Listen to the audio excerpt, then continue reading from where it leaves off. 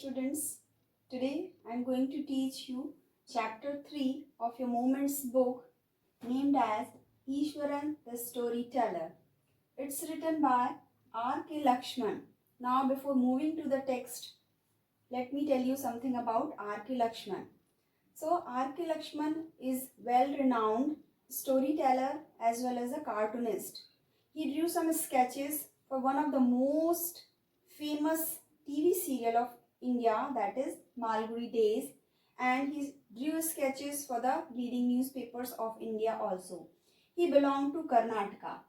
Now let's come to the title, Ishwaran the Storyteller. Why the writer has given the name Ishwaran the Storyteller? Actually, storytelling is an art, and Ishwaran was well versed, he was very good in telling the story. That's why the writer has given him the name as Ishwaran the Storyteller. Now, basically, the story begins when Mahendra starts telling the story to Ganesh. It means Mahendra is a narrator and Ganesh is the listener of the story. So Mahendra was basically working in a factory as a supervisor. And supervisor, what was his work? His work was to keep an eye on the activities on the construction site. Actually, he was a junior supervisor and he used to watch and he used to keep watch and he used to see whether everything was going on well or not on the construction site. Now, what kind of construction site? Like dams, construction site of dams, railway bridges construction site, and some of the factories construction site. So he used to keep watch there, and he had to keep moving. Why he had to keep moving? When the construction work of one site was over, he had to shift to another construction site, like from the coal mining to the railway bridges or to a chemical factory. He used to keep on moving from one place to another. Now, he was very cool and calm guy because he was a bachelor and he was not having any sort of problem with the odd conditions. He used to adjust himself wherever he was transferred or wherever he was posted. And the one asset he had was he had a cook named Ishwaran. Now this Ishwaran is the cook of Mahendra. Okay, and the cook was a very good fellow and they were having a good bonding. Wherever Mahendra was going, Ishwaran was following him unconditionally, and he was cooking the food for Mahendra and he used to clean the house, every sort of work he was doing. And at night they used to talk and Ishwaran used to tell Mahendra so many interesting stories and anecdotes. Anecdotes are the real short stories, so he used to share with Mahendra. Then this Ishwaran was having an amazing capacity. What kind of capacity he had? Actually, whenever Mahendra was shifted to a new place, then within an hour, this Ishwaran used to collect all the vegetables, fresh vegetables and cooking ingredients, and within an hour he used to cook delicious dishes from nowhere. Nobody knows from where he used to bring all those vegetables, fresh vegetables and ingredients, but within an hour he used to do all these things. So that's why it is called that he had an amazing capacity. Now, the schedule of Mahendra was that in the morning he used to get up early in the morning, and after taking the breakfast he used to carry the lunch with him. Then Ishwaran would be alone at home. So after, when Mahendra would go to his construction site, what Ishwaran would do? He used to clean the house, he used to wash the clothes and rest of the household work he was doing. After that he would take the bath, pouring so many work buckets on himself, and after that he used to do the prayer, and then he would take the lunch, and before sleeping he would read some of the books. Basically, he liked to read Tamil thrillers stories, and when he used to narrate the story, he used to tell the stories, the description was fully influenced by the Tamil authors, because he used to read the Tamil authors, Tamil stories. So obviously, when he was telling the story, that Ishwaran was telling the story, he had the influence of the Tamil authors. So now one of the example of the fallen tree, when he was telling, Ishwaran was telling a story, what kind of expression he would give. Instead of saying that he had come across a fallen tree, what Ishwaran would say, that there was nobody on the road was deserted and he was all alone, and suddenly he witnessed, suddenly he spotted something very enormous which was looking like a wild beast, and he was afraid, and when he went near to it, what he found, that it was a fallen tree with its dry branches spread out. So this was the expression. With full suspense, he would describe the scene of the story, and full body language and dramatic gestures he used to use in order to narrate any story. Mahendra used to enjoy the story which were told by Ishwaran, and that also without any criticism. He was not criticizing the stories, any part of the story which was told by Mahendra. So that was the bonding between Mahendra and Ishwaran. Next story which will be told by the Ishwaran to Mahendra is about an elephant. What he would say, Ishwaran told that the place from where Ishwaran had come was richly wooded forest, and there the place was very famous for timber. Timber is a wood, and the elephants used to carry the logs, carry the woods, and they used to load the logs into the lorry, into the truck. And he would describe the elephant that these are the very wild animals, well-fed animals, and once they get wild, once they get uncontrolled, even the experienced Mahoth is a person who takes care of the elephant, or who is the trainer of the elephant. So even the Mahoth cannot control them once the elephant gets wild or mad. So this introduction, this was the prologue. This was the introduction of the anecdotes story which Mahendra is going to tell. In that, elephant is involved. So what is the story of the elephant? Let us see. What he would say, the tusker escaped. So he started the story that there was a tusker. Tusker means an elephant.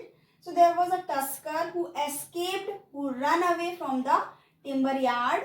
And what he did, after running from the timber yard, the tusker destroyed everything, stamping on the branches, keeping the legs on the branches, tearing the creepers and breaking the branches. Every sort of destructions were done by the tusker.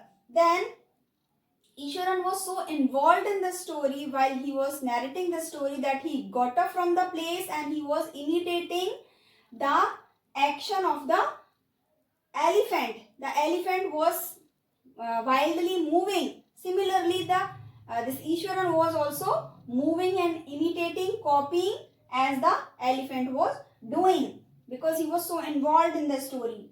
Then tusker reached the town. Now the tusker which has run away, which has escaped from the timber yard, the tusker had reached to the outskirts of the town. And then what happened? The sellers, those who were selling the fruits and pots and vegetables, all the stalls were destroyed by the tusker. And then after breaking the wall of the school, the tusker had entered into the playground of the school, and the children, those who were playing there, they were afraid and they started running here and there. They were panic stricken and they went into the classes and they closed the door. The teachers were also panic stricken and they climbed into the terrace of the school building. So everywhere, everyone was afraid, and it seemed like nobody lived there, because the place was completely deserted, means nobody was there. Everybody disappeared from there. Then the tusker in the playground destroyed everything, the volleyball net, football goal, Not everything he had destroyed there, and the one trunk was kept for drinking the water, that also flattened by the tusker. It means created a lot of destruction in the school, and everybody was watching this helplessly because they could not do anything. But the Ishwaran, what Ishwaran has done, he is saying that Ishwaran was also studying in the school and he was in the junior classes. Then something happened to him, some power he felt, and then he had taken a stick from the teacher's hand and came down from the terrace. Then he came near the tusker, near the elephant, and he was moving towards the tusker, and tusker was very angry and was about to attack on him. Suddenly, Ishwaran has gathered all the strength in him, and what he did, he hit him. Him means he hit on the elephant's third toenail. Means the third toenail was hit by Ishwaran very hardly, and the elephant was stunned, and then the elephant started shivering and collapsed there only. So this was the story which was told by Ishwaran about the tusker, about an elephant. He would not complete the story. He would leave the story unfinished and he would start doing his work like warming up the dinner or some other household work. Mahendra, who was listening the story very attentively, would be lingered, would be hanging and would be waiting for listening the conclusion of the story. Then after some times when Ishwaran would come back, he would not start the story himself. Mahendra had to remind him to complete the story. Then he would start that when the elephant was collapsed, the veterinary doctor was called to treat him, and after 2 or 3 days, one mahout came and has taken the elephant to the jungle. Then Mahendra asked a question that how did you manage to control the beast? What did you do? So Ishwaran replied that it was something to do with Japanese art like karate, which paralyzed the body part for some times. So because of that, he could manage to control the beast. Now, there was not a single day when Ishwaran was not telling the story to Mahendra. The stories which were packed with adventure, horror and suspense, and Mahendra used to enjoy them. One day, what happened? When Mahendra was taking his breakfast and he was ready to go to his office, Ishwaran asked him that, can I cook delicious food today? Because today is a very auspicious day and we need to feed the spirits of our ancestors, and that's why I have to make something delicious. Then that day he cooked very delicious food. At night Mahendra had taken the food and complimented Ishwaran for the wonderful food and for his cooking skill. Now Ishwaran started telling the story which involved something supernatural power. What he said that the area where we are living was earlier a burial ground, and he himself had seen so many skulls and skeletons and bones everywhere, and he added something that he saw some ghost, and he saw one ghost of a lady who was having a wrinkled face, very horrible and very ugly looking, and she was having a small baby fetus in her hand. And after listening that, Mahendra was very afraid and started shivering, and he told Ishwaran to stop such nonsense. He was afraid and he left the room and he went in his room to sleep, but he could not sleep. He was having some unease in his mind. Then next morning again Ishwaran came and he was as cheerful as always. This Mahendra had the habit that he used to look out of the window to see outside, and he used to peered into the darkness outside through the window. He had this habit at night. He used to look out of the window because he used to admire the milky white landscape on the full moon night. But after listening the story of Ishwaran, he had some fear in his mind, and he started avoiding to look out of the window. Then what happened? One night, Mahendra was in deep sleep and suddenly he heard some crying sound of something. Then he thought that it is the sound of the cat. Maybe the cat is chasing the mice. And the sound increases and Mahendra could not resist himself. He could not control himself and he went to the windowsill near the window to look outside what is there. So what he saw there was a ghost, and the ghost was having something in his hand, some bundles in his, there was some bundle he was carrying in his hand. After seeing the scene, Mahendra was very afraid, he was scared and he started shivering. He came back to his bed and then after some times he recovered and he thought that it was maybe his subconscious mind which was playing trick on him. Maybe it was his imagination, and then he slept. Next morning, when Mahendra got up and he was ready to go to office, Ishwaran came to him and said to him that when I was talking about the ghost, female ghost, you were scolding me. Now what you already have seen the ghost at night.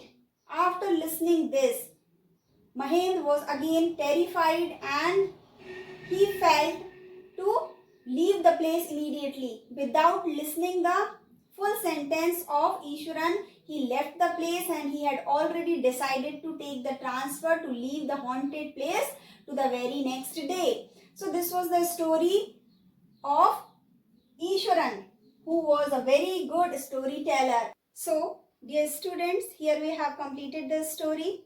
I hope you all have understood. Thank you.